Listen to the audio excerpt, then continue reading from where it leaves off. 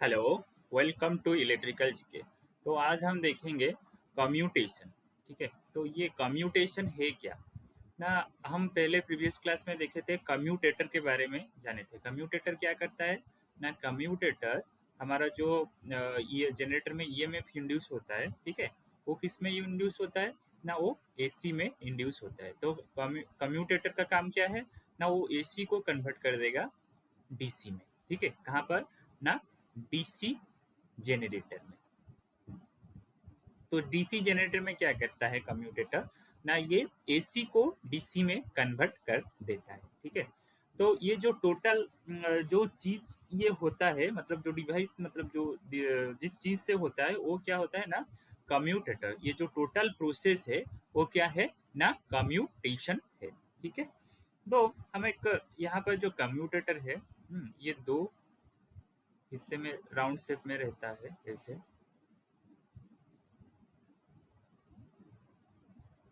ऐसे करके।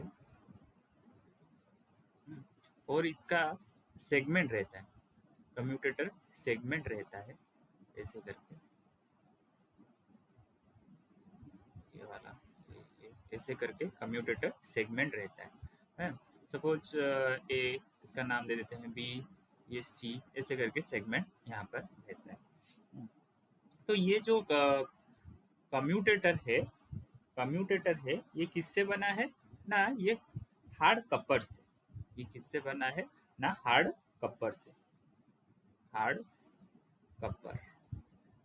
हाँ, और ये जो कम्यूटेटर सेगमेंट है, कम्यूटेटर का ये जो सेगमेंट है, ये किससे बना है ना, ये बना है माइका, माइका से ये बना है। ये इंपॉर्टेंट क्वेश्चन, मतलब क्वेश्चन ही बन सकता है मल्टीपल चॉइस के लिए, इसको याद रखना, ये माइका।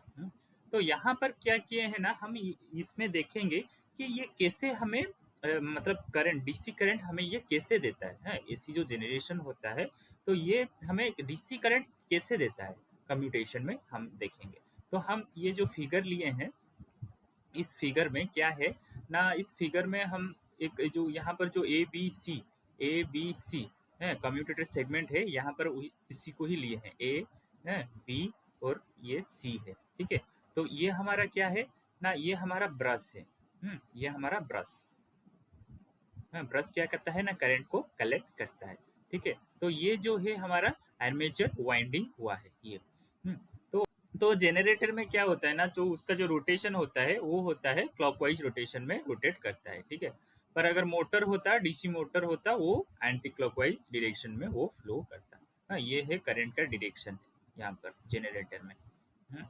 तो ये है करंट का डायरेक्शन उसका। तो यहाँ पर क्या है ना, देखो ये फर्स्ट फिगर है। तो फर्स्ट हम 5 फिगर को कंसिडर किए हैं, तो कैसे ये करंट, मतलब डीसी करंट हमें ये कैसे जनरेट करके देता है। जनरेशन तो एसी हो रहा है, पर डीसी हमें कैसे करके देता है ना। देखो ना, यहाँ पर क्या हो रहा है ना, ये जो सेगमेंट है ए और बी और सी है।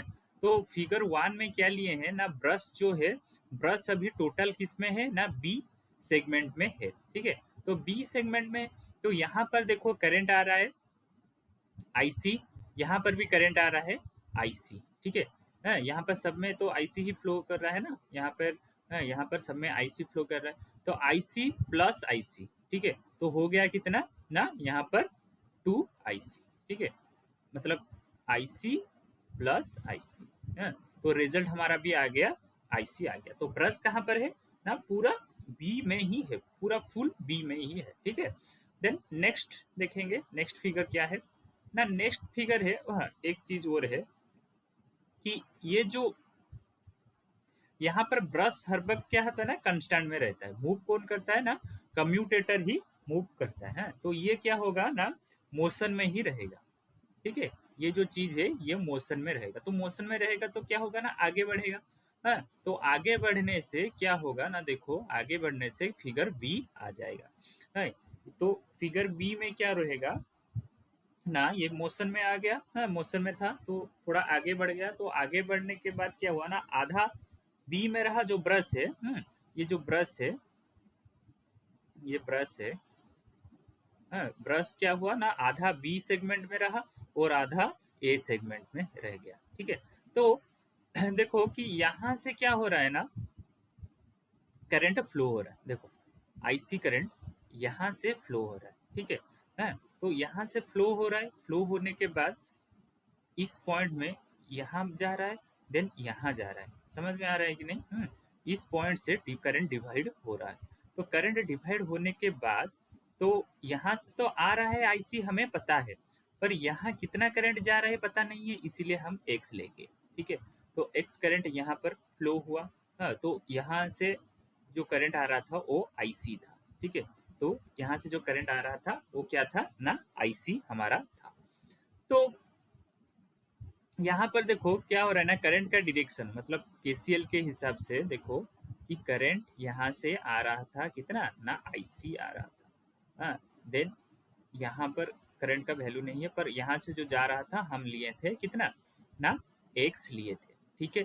तो यहाँ पर करंट का वैल्यू कितना रहा यहाँ पर, तो क्या होगा ना, आईसी टोटल था माइनस एक्स जो बच गया, यहाँ पर करंट फ्लो होगा। तो यहाँ पर इसीलिए लिखा है कितना ना, आईसी माइनस एक्स, ठीक है। देन यहाँ पर अगर केसीएल देखेंगे इस पॉइंट में इसका वैल्यू जानने के लिए, तो क्या होगा ना, यहाँ से भी एक्स आ रहा है, ठीक है, और वहाँ यहाँ से भी आईसी आ रहा है। तो यहाँ पर क्या होगा ना, आईसी प्लस एक्स, तो यहाँ पर आईसी प्लस एक्स होगा, ठीक है। तो हमारा ब्रश कितना करंट कलेक्ट करेगा ना, इस दोनों करंट को, ये वाला करंट और ये वाला करंट को बस कलेक्ट करेगा, मतलब IC minus X plus IC plus X. तो minus X plus X cancel हो गया, रिजल्ट में कितना आ गया ना, 2IC। तो हमारा यहाँ पर आया है 2IC। तो फिगर 1 में भी हमारा आया था 2IC, फिगर 2 में भी आया है 2IC, ठीक है। देन फिगर 3 की तरफ चलते हैं। फिगर 3 में क्या हो रहा है ना, फिगर 3 में ये तो मोशन में ही है, ठीक है, ये किसमें है ना, मोशन में है, पर ब्रश तो कांस्टेंट है। ये जो सेगमेंट है, कम्यूटेटर सेगमेंट है, ये मोशन में इस डायरेक्शन में है। तो इसमें क्या हो गया ना, पूरा आधा आधा 50-50 हो गया। है, तो अभी जो ब्रश है ए में भी रहा जितना, और बी में भी उतना रहा, ठीक है। तो ए में जितना बी में उतना रहने के वजह से तो यहाँ पर करंट क्या ना, इक्वली डिवाइड हो जाता है। तो यहाँ पर जो करंट आता है वो कितना होगा ना, आईसी। यहाँ पर भी जो करंट आएगा वो भी रहेगा कितना ना, आईसी करंट ही रहेगा। तो दोनों को मिला देंगे तो कितना आ गया ना, 2IC आ गया। तो यहाँ पर कोई करंट फ्लो नहीं करेगा, ठीक है, इस कंडक्टर में कोई करंट फ्लो नहीं करेगा, बी वाले में। तो फिगर 1, फिगर 2 और फिगर 3 में हम देख रहे हैं कि हमारा कितना आ रहा है करंट है, 2IC करंट ही फ्लो हो रहा है, जो ब्रश है वो कलेक्ट कर रहा है 2IC। देन फिगर 4 की तरफ चलते हैं, ठीक है। तो फिगर 4 में क्या हो रहा है ना, देखो फिगर 4 जो है फिगर 2 के साथ पूरा सेम है। तो इसमें क्या हो रहा है ना, यहाँ पर तो आ रहा है आईसी, ठीक है, इसमें तो आ रहा है आईसी, पर ये ये जो करंट है इसका वैल्यू हमें पता नहीं है, ये कितना करंट आ रहा था इसका वैल्यू पता नहीं है, क्योंकि क्योंकि ये मतलब 50-50 भी नहीं है। जो ब्रश है यहाँ पर, ये जो ब्रश है, ये ब्रश है, इसका पोजीशन का वैल्यू हमें पता नहीं है। आधा हिस्सा ए में है और आधा हिस्सा बी में है, ठीक है। तो इसीलिए ये कितना करंट आ रहा है इसका वैल्यू हमें पता नहीं है, इसीलिए वाई ले गए। तो यहाँ पर भी इसका वैल्यू वाई ही है, ठीक। तो इसीलिए यहाँ पर क्या हो गया ना, IC plus Y, IC minus Y, ठीक है। तो इसमें जो ब्रश है, तो ब्रश कितना करंट कलेक्ट करेगा, हाँ ना, ब्रश हमारा IC plus Y plus IC minus Y. तो माइनस वाई कैंसल, तो रिजल्ट कितना आया 2IC। तो इतना ही रिजल्ट आ गया, तो लिखा है। तो फिगर 1 और फिगर 2 और फिगर 3 में तो हमारा करंट कितना आया ना, करंट हमारा हर वक्त 2IC ही आ रहा है। तो ये अभी मोशन में होगा, हाँ मोशन में इस डायरेक्शन में तो आगे ही जाएगा। तो आगे जाने के बाद फिगर 5 आ रहा है। तो फिगर 5 में क्या हो रहा है ना, देखो फिगर 5 में अभी क्या हुआ ना, ए में अभी है क्या ना, ब्रश हमारा ए सेगमेंट में है। पहले फिगर 1 में कहाँ पे था ना, बी सेगमेंट में था, ये पूरा शिफ्ट हो गया ए में शिफ्ट हो गया, मतलब फिगर 1 फिगर 2 का करंट जो कलेक्शन है उसका कैलकुलेशन सेम ही रहेगा, ठीक है। तो यहाँ पर भी आईसी आ रहा है, यहाँ पर आईसी आ रहा है, आईसी आईसी 2 आईसी, तो कलेक्ट हो रहा है 2 आईसी हमारा कलेक्ट हुआ। हम शुरू किए थे कहाँ से ना बी से, तो पूरा शिफ्ट हो गया ए से ये पे शिफ्ट हो गया। ये इस तरीके से आगे ही चलता रहेगा, मोशन में ऐसे ही आगे चलता रहेगा। तो यहाँ पर क्या हुआ ना, शिफ्ट होने के वजह से यहाँ पर क्या हुआ ना, स्पार्किंग हुआ। ठीक है, यहाँ पर क्या हुआ ना, स्पार्किंग होता है, स्पार्किंग यहाँ पर होता है। ठीक है, यहाँ पर स्पार्किंग रहता है। तो इसको हम रिड्यूस करने के लिए, ये जो स्पार्किंग है इसको हम रिड्यूस करने के लिए क्या करते हैं ना, यहाँ पर तीनों मेथड का यूज करते हैं। ठीक है, यहाँ पर तीनों मेथड हम यूज करते हैं जो कि हम नेक्स्ट क्लास में पढ़ेंगे। क्या क्या है ना, रेजिस्टेंस, कम्यूटेशन, देन नेक्स्ट क्या है ना, कंपेंसेटिव वाइंडिंग, देन नेक्स्ट क्या है ना हमारा 3 जो है ईएमएफ कम्यूटेशन। तो इसके बारे में हम तीनों के बारे में नेक्स्ट क्लास में पढ़ेंगे। ठीक है, तो मैं जो ऊपर जो जितना भी डायग्राम के बारे में समझाया अभी, तो ये उसका नोट है, वो उसमें यही सब ही लिखा है, थ्योरेटिकली ये लिखा है। अगर नोट करना चाहते हो तो वीडियो को पॉज करके इसको नोट कर सकते हो। मैं जो ऊपर जितना भी समझाया ये इसी में, इसी पॉइंट में भी है। ठीक है, एम्पियर टर्म। ठीक है, एम्पियर टर्म में जो उसका एक प्रॉब्लम आता है, उस प्रॉब्लम को हम कैसे सॉल्व करेंगे। ठीक है, उस टाइप के अगर उसी फॉर्मूला के हिसाब से कुछ प्रॉब्लम आया, एम्पियर टर्न का जो फॉर्मूला हम पढ़े थे, जनरेट किए थे एम्पियर टर्न का फॉर्मूला, तो उस फॉर्मूला के हिसाब से कैसा क्वेश्चन हमारा आएगा वो हम देखेंगे। ठीक है, तो ये है उसी का क्वेश्चन है। क्या है ना, a 4-pole DC generator has wave point armature with 722 conductor, and it develops 100 ampere in full load।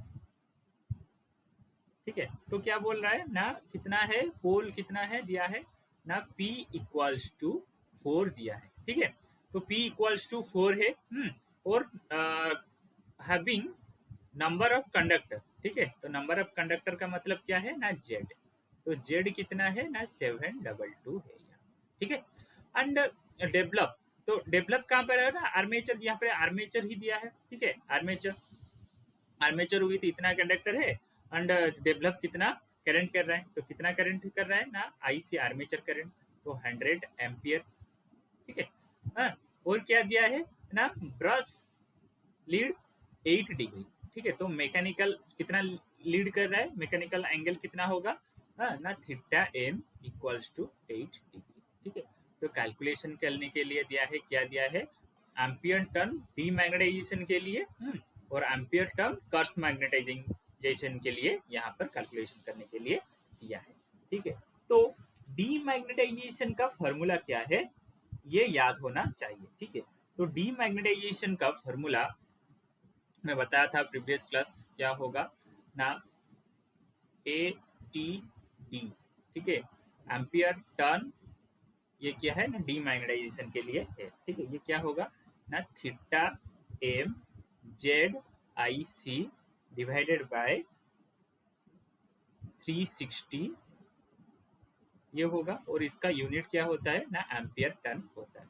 तो हमारे पास थीटा एम तो है, जेड का वैल्यू है पर आईसी का वैल्यू नहीं, तो आईसी कैसे निकालेंगे ना, आईसी इक्वल्स टू, हमें पता है आईसी क्या होगा ना, IC equals to I A by A. ठीक है, तो ए कितना है ना, यहाँ पर वेव है, वेव वाइंडिंग है, तो वेव वाइंडिंग होगा तो क्या होगा, ए का वैल्यू ना यहाँ पे लिख देता हूँ, a इक्वल्स टू 2 होगा। ठीक है, लैप होता है तो a इक्वल टू p मतलब 4 होता है, यहाँ पर वेव है इसलिए a इक्वल टू 2 है।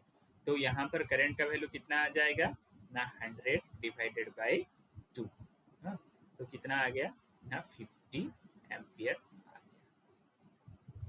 ठीक है, देन अब हम क्या कर सकते हैं ना, डायरेक्टली हम पुट कर सकते हैं फॉर्मूला में। तो फॉर्मूला में पुट करेंगे अभी, तो यहाँ पे देखो फॉर्मूला में पुट कर रहा हूँ, हाँ, तो थीटा एम यहाँ पर कितना है ना, थीटा एम 8 है, इंटू जेड कितना है ना, 722 है। ठीक है, आईसी अभी निकाले, आईसी कितना है ना, आईसी 50 है डिवाइडेड बाय 360। ठीक है, तो इतना इसका रिजल्ट कितना आएगा ना, इसको हम अगर कैलकुलेशन करेंगे तो इसका रिजल्ट आ जाएगा 802.22 एम्पियर टन आंसर। ठीक है, ये निकल गया किसके लिए ना, डीमैग्नेटाइजेशन के लिए निकल गया। तो क्रॉस मैग्नेटाइजेशन के लिए क्या होगा ना, ए टी सी। ठीक है, A T C cross magnetization के लिए फॉर्मूला क्या है पर पोल में है। तो इसका फॉर्मूला है Z I C whole into 1/2p minus theta M divided by 360। इस फॉर्मूला को याद रखना। ठीक है, तो हमें क्या पता है ना, जेड का वैल्यू पता है। ठीक है, जेड का वैल्यू पता है, आईसी का वैल्यू भी पता है। तो जेड का वैल्यू कितना है ना, जेड का वैल्यू है 722 इंटू आईसी कितना है ना 50। ठीक है, 1/2 इंटू पी कितना है ना 4 है, माइनस यहाँ पर थीटा, थीटा एम कितना है ना 8 डिग्री है, डिवाइडेड बाई 360। ठीक है, तो इसको हम अगर सॉल्व करेंगे तो आ जाएगा 3710.27 एम्पियर टन। ये हो गया आंसर। तो हम निकाल लिए क्रॉस मैग्नेटाइजेशन के लिए और डीमैग्नेटाइजेशन के लिए हमने निकाल लिया। तो इस तरीके से भी प्रॉब्लम आ सकता है एग्जाम में। तो उसके लिए क्या करना है ना, ये फॉर्मूला, दोनों फॉर्मूला को याद रखना है। तो आज के लिए इतना ही। अगर ये क्लास अच्छा लगा तो लाइक करना, चैनल को सब्सक्राइब कर देना और दोस्त लोगों के साथ इसको शेयर भी कर देना। Thank you.